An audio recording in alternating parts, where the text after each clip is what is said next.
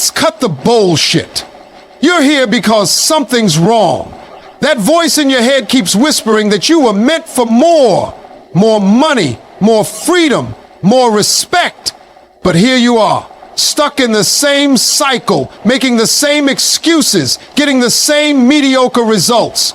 You've tried shortcuts, hacks, and quick fixes only to end up right back where you started. Why?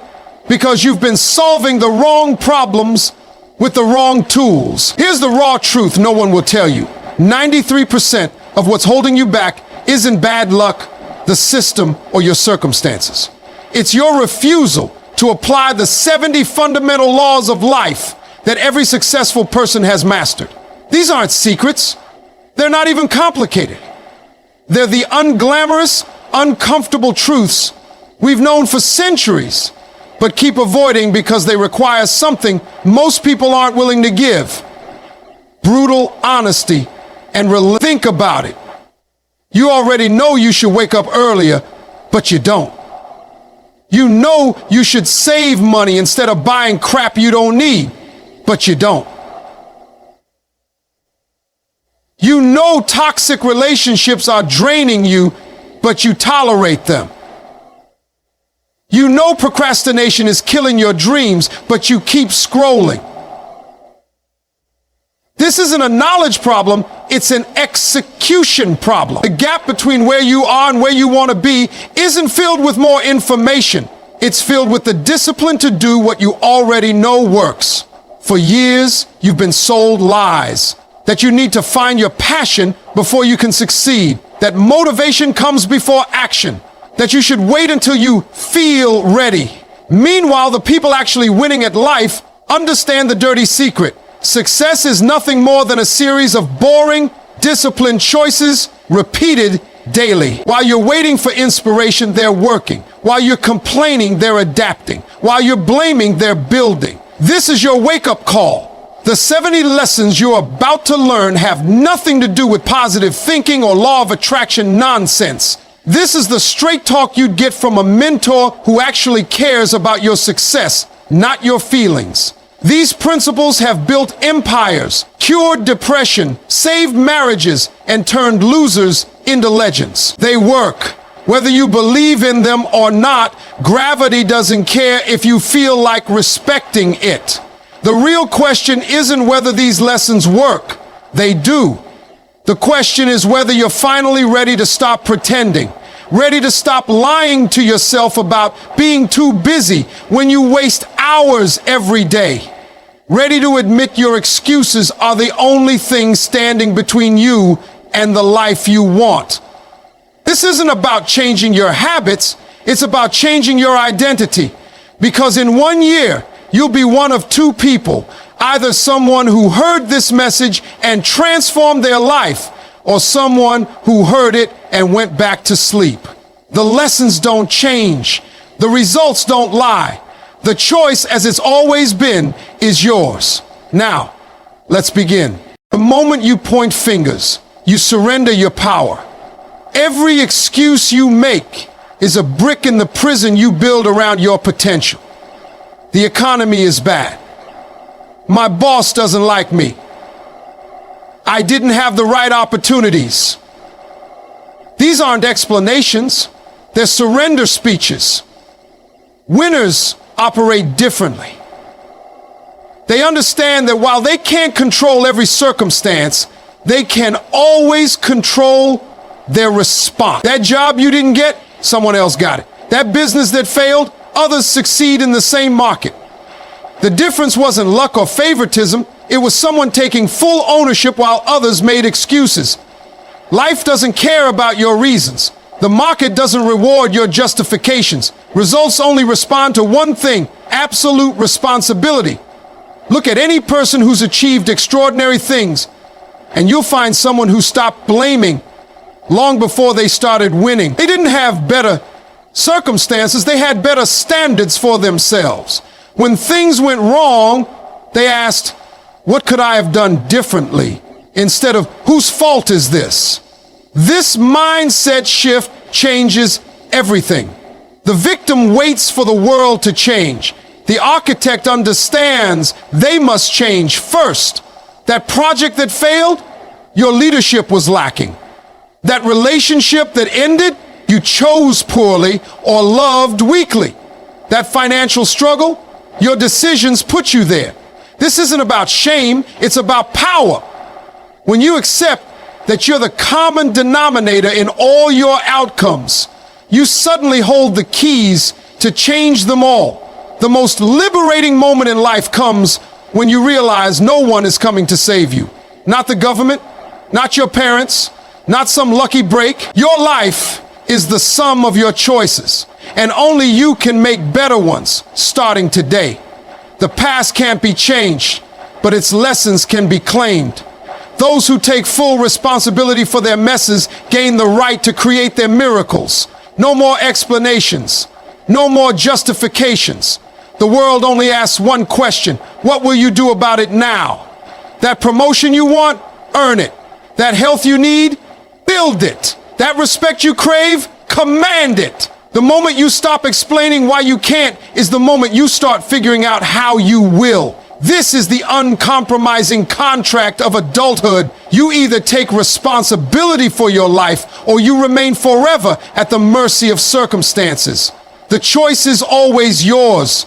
The world is filled with talented failures, gifted people who never reached their potential because they relied on ability alone while others outworked them. Your doubts will always whisper that you're not ready, not good enough, not the chosen one. But here's the truth no one tells you. Success isn't about being the most talented. It's about being the most relentless. While others are sleeping, you can be studying.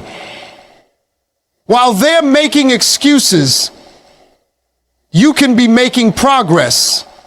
While they're waiting for perfect conditions, you can be putting in imperfect but consistent effort. There's a secret most never discover: the magic that happens when you work so hard your doubts can't keep up.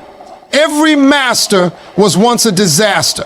Every expert began as a beginner. The difference between where you are and where you want to be is filled with hours of effort no one will ever see.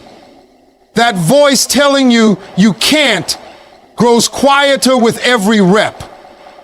Every late night, every time you choose practice over procrastination. You don't need permission to outwork your competition.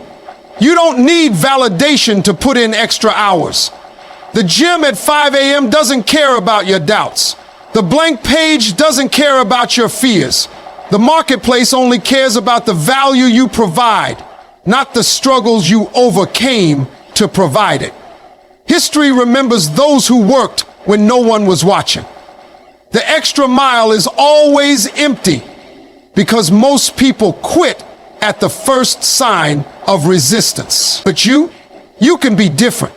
You can be the one who works until luck has no choice but to side with you. Talent gets you noticed, but work ethic gets you results. Inspiration fades, but discipline compounds. The doubts may never fully disappear, but they become background noise to someone who's too busy working to listen. There's an alchemy that happens when you consistently outwork your insecurities. You transform from someone who hopes into someone who knows. Not because the work guarantees success, but because it guarantees you'll become someone capable of achieving it. The version of you that exists on the other side of relentless effort doesn't just reach goals, they redefine what's possible.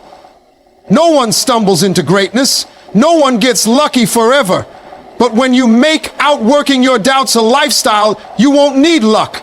You'll have something far more powerful, proven, telling you you'll fail as if it's predetermined, whispering you're not enough as if it's fact, screaming it's too dangerous as if risk is always fatal.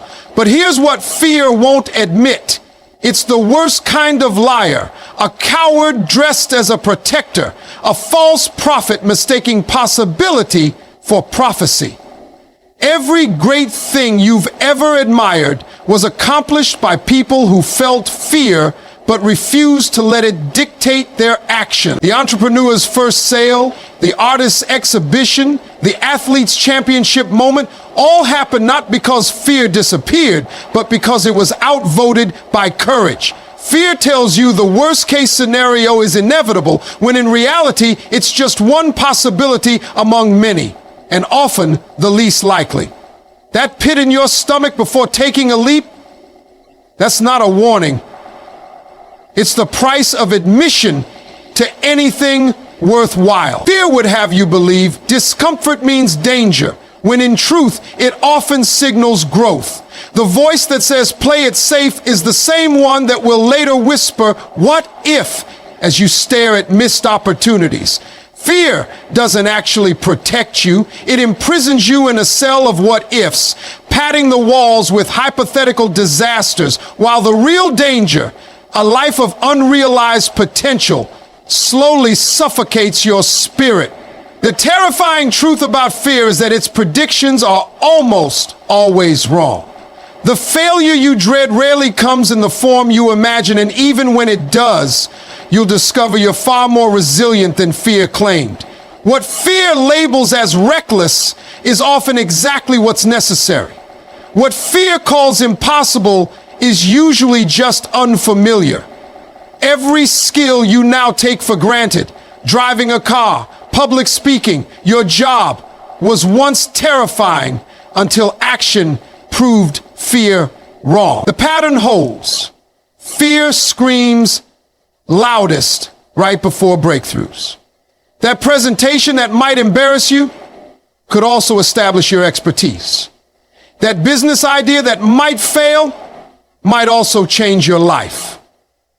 That difficult conversation you are avoiding could lead to deeper connection. Fear focuses solely on potential loss while ignoring potential gain. It's a terrible accountant that only tracks debits. The most dangerous lie fear tells is that you have unlimited time to decide, that you can wait until you feel ready. But readiness isn't a feeling, it's a decision. The perfect moment doesn't exist in the future. It's created by action in the present.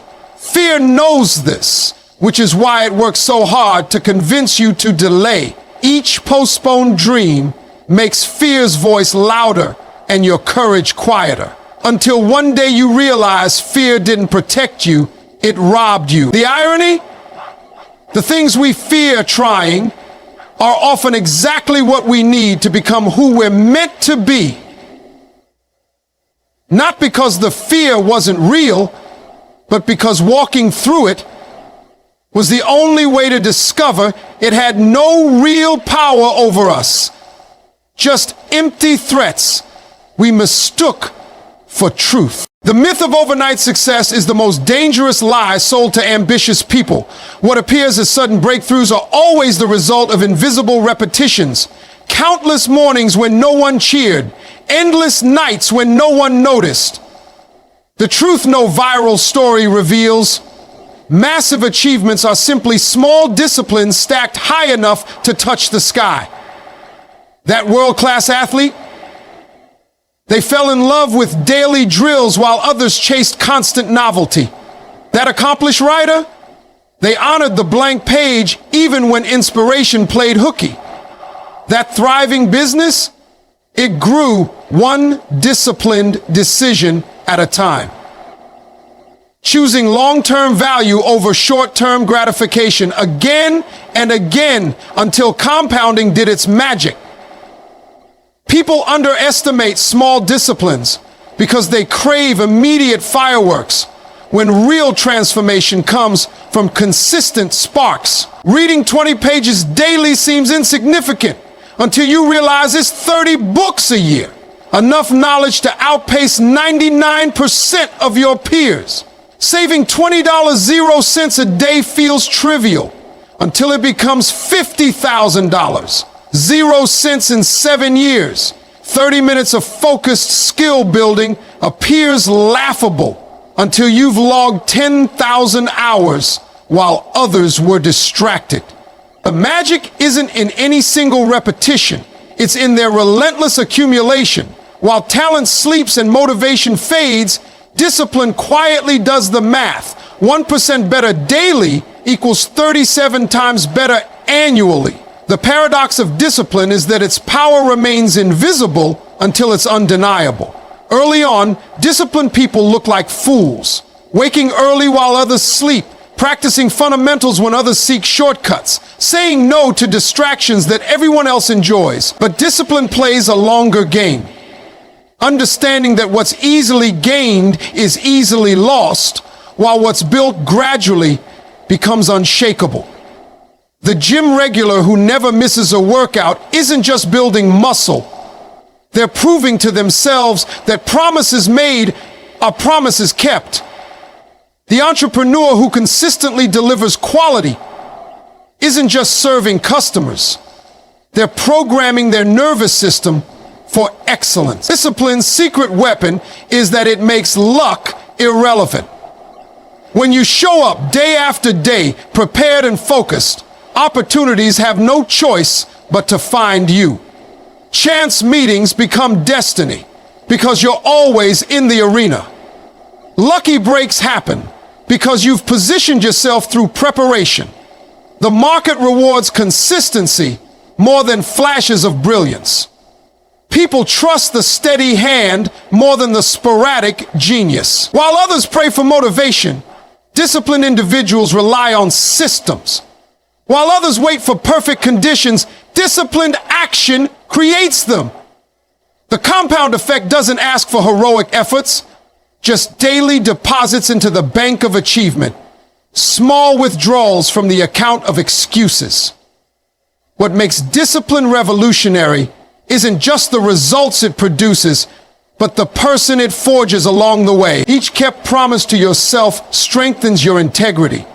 Every completed task, despite discomfort, builds mental toughness. The cumulative effect isn't just external success, it's the quiet confidence of knowing you can count on yourself when it matters most.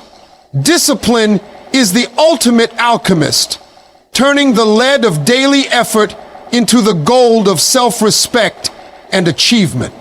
Most people abandon disciplines because they can't see immediate results, not realizing they're standing in a dark room flipping switches. The light will come, but only if you keep flipping. You are the average of the 5 people you spend the most time with, not as some motivational cliche, but as a biological reality. Your brain constantly mirrors the behaviors, attitudes, and standards of those around you through unconscious neural mimicry. The friends who tolerate your excuses aren't just company, they're actively reprogramming your ambition. The coworkers who gossip and complain aren't just passing time, they're installing their limitations into your mindset.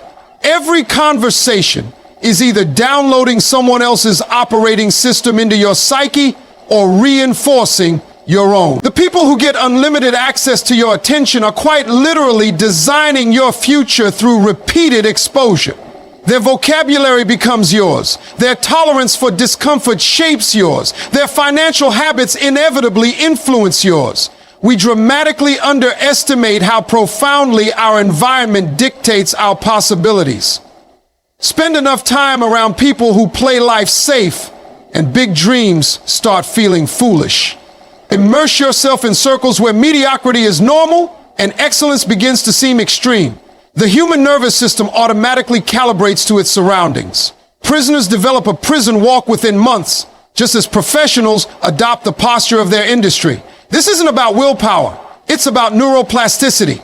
Your circle's collective mindset creates an invisible ceiling your subconscious accepts as reality long before you consciously encounter it. Those who dismiss this as elitism fail to understand. You don't rise to your goals, you sink to the level of your peer group's expectations. The most dangerous relationships aren't the obviously toxic ones, they're the subtly limiting ones. The friend who means well but panics at risk will infect you with hesitation at critical moments.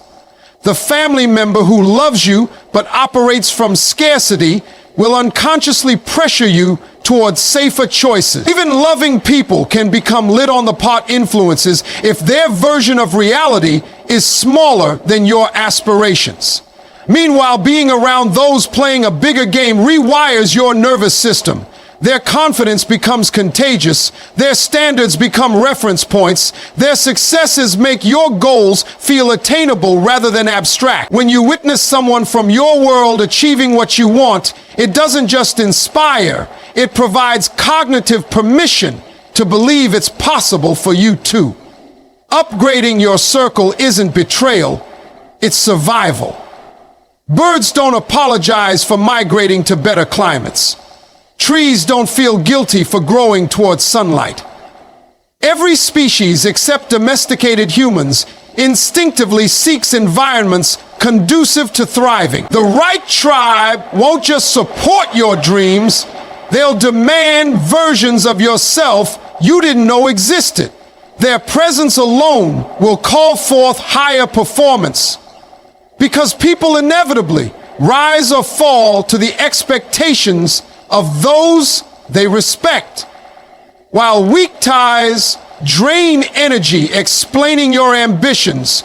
Strong ties multiply energy through shared purpose. The cost of admission to exceptional circles is always the death of your former self, the shedding of old habits, the surrender of comfortable limitations, the courage to stand out before you fit in. Those who transform their networks don't just change who they know, they change who they become through relentless exposure to better ways of thinking, being, and operating in the world. Every master was first a disaster. Every breakthrough was preceded by breakdowns. The path to anything worthwhile is paved with failures, not as obstacles, but as the very stepping stones that elevate you higher than safe success ever could. Failure isn't the opposite of success, it's the curriculum. Those who understand this collect failures like data points, each one revealing what doesn't work so they can narrow in on what does. The amateur fears missteps because they believe perfection is possible. The professional knows stumbling is how you find your footing. When a child learns to walk, we don't label their falls as failures. We recognize them as necessary iterations. Yet somewhere along the way, we pathologize the same process in our careers, relationships, and ambitions, as if growth suddenly follows a straight line. The most dangerous failure isn't making mistakes, it's making the same mistakes, because you were too proud to mine the lessons from the first collapse. Every bankruptcy carries financial secrets for those willing to study it. Every rejected proposal contains feedback for those courageous enough to hear it. Every heartbreak holds relationship truths for those willing to sit in the discomfort. Failure strips away illusions and forces you to confront reality, not to punish you, but to prepare you. The people who bounce back stronger aren't lucky. They're forensic in their analysis, extracting every ounce of wisdom from what went wrong so they can rebuild with better materials. Society worships overnight success stories, but hides the brutal iterations behind them. The best-selling author whose first manuscript was rejected 30 times. The entrepreneur who burned through 3 failed ventures before hitting stride. The artist whose early work was mocked before finding their voice. These aren't exceptions, they're the rule. The difference between those who are defeated by failure and those who are sharpened by it comes down to one question. Are you observing your failures or identifying with them? The moment you stop saying, I am a failure, and start asking, what is this failure teaching me, is the moment you convert stumbling blocks into building blocks. The fear of failure is more paralyzing than failure itself, because it lives in the hypothetical. A monster under the bed that grows larger the longer you avoid looking. But real failure It's never as catastrophic as the imagination paints it. The humiliation fades. The financial loss is recovered. The rejection is outgrown. What remains are calloused resilience, earned wisdom, and the quiet confidence of knowing you survived what you once feared. Every great innovator, leader, and creator has a graveyard of failures behind them, not because they were reckless, but because they understood that high achievement requires high attempts. The person with no failures isn't a success story waiting to happen. They're a cautionary tale of potential never tested. Gratitude isn't just a feeling, it's a lens that reframes your entire reality. The same world that looks barren to a complainer becomes abundant to someone who practices gratitude. Not because circumstances changed, but because perception shifted. Two people can sit in the same traffic jam, one fuming about wasted time, the other appreciating a moment to listen to music or gather their thoughts. The difference isn't the situation, it's the internal filter. Gratitude doesn't deny life's difficulties, it simply refuses to let them monopolize attention. For every problem weighing you down, there are a dozen unnoticed blessings. The ability to see, to walk, to breathe without pain, to have a bed to sleep in at night. The irony? The things we take for granted are often the very things others are praying for. The human brain evolved with a negativity bias, a survival mechanism that scans for threats and shortcomings. Left unchecked, this creates a chronic dissatisfaction where no achievement ever feels like enough. No possession truly satisfies, and every success quickly becomes the new baseline. Gratitude is the deliberate override of this ancient wiring. It's not about pretending everything is perfect. It's about recognizing that even in imperfection, there are gifts. The bills may be stressful, but you have electricity and running water, luxuries unavailable to kings throughout most of history. The job may be frustrating, but it provides resources that feed your family. Gratitude isn't passive acceptance. It's active appreciation that fuels motivation rather than extinguishing it. Scientific research reveals gratitude's transformative power. It lowers cortisol levels, strengthens immune function, and lights up the brain's reward centers more reliably than material gains. People who keep gratitude journals experience better sleep, higher resilience, and increased goal attainment. Why? Because gratitude creates a foundation of abundance from which ambition grows healthily, not desperately. The entrepreneur who appreciates current clients attracts new ones. The artist who values small progress creates more consistently. The leader who acknowledges their team's efforts inspires greater loyalty. Gratitude isn't weak, it's strategic. It doesn't mean settling, it means starting from a place of wholeness rather than hunger. The most powerful shift occurs when gratitude moves from occasional reflection to perpetual orientation. Not just counting blessings at bedtime, but seeing ordinary moments as extraordinary gifts. The warmth of sunlight, the taste of clean water, the miracle of human connection. This awareness dissolves entitlement and fosters generosity. The grateful don't just enjoy life more. They attract more to enjoy because their energy broadcasts abundance rather than scarcity. While others chase happiness in future achievements, those practicing gratitude find it hiding in plain sight in the texture of today's experiences, the beauty of mundane routines, the privilege of challenges that call forth their strength. Gratitude turns what we have into enough and then some. Not by lowering standards, but by raising awareness of how much was already here, waiting to be noticed. The true measure of a life isn't what you accumulated, but what you planted. The ideas that outlive you, the people you elevated, the impact that ripples through generations long after your last heartbeat. Most people chase a lifestyle, Luxury cars, designer labels, Instagram-worthy vacations, mistaking visibility for significance. But legacy operates differently. It asks uncomfortable questions. When you're gone, will the world notice? Not because your absence leaves a parking space empty at some high-end resort, but because your presence once ignited something irreversible, a changed mind, a healed heart, a broken cycle, a new standard. Legacy isn't about being remembered. It's about being unforgettable in ways that matter. The wealthy leave inheritances, but the wise leave blueprints. Not just for making money, but for making meaning. Consider this. The ancient Egyptians built pyramids to house corpses, while the Greeks built libraries to nourish living minds.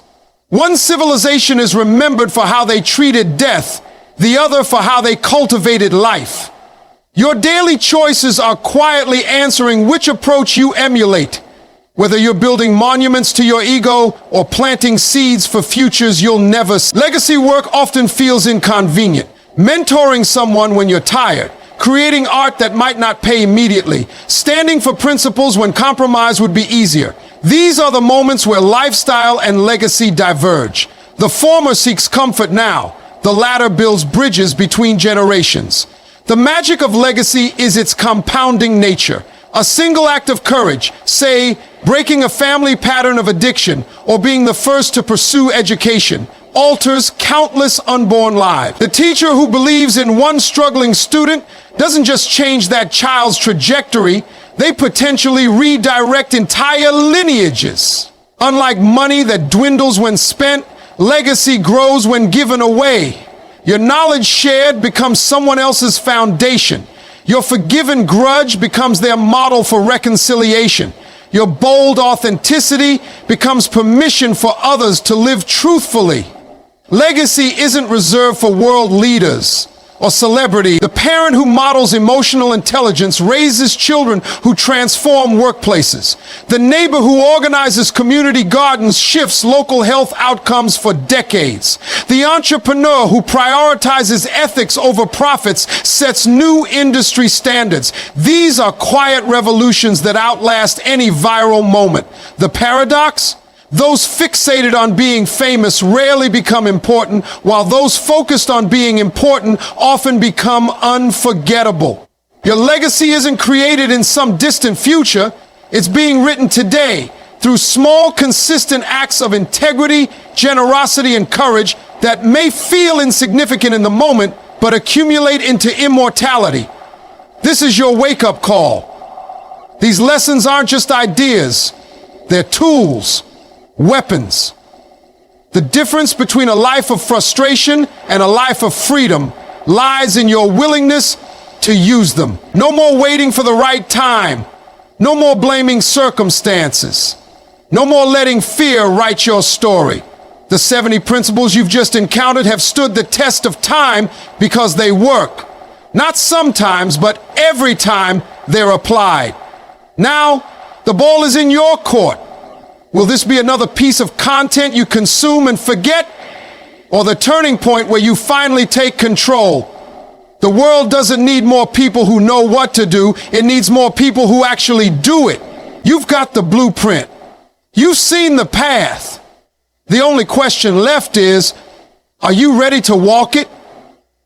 The clock is ticking. Your future self is watching.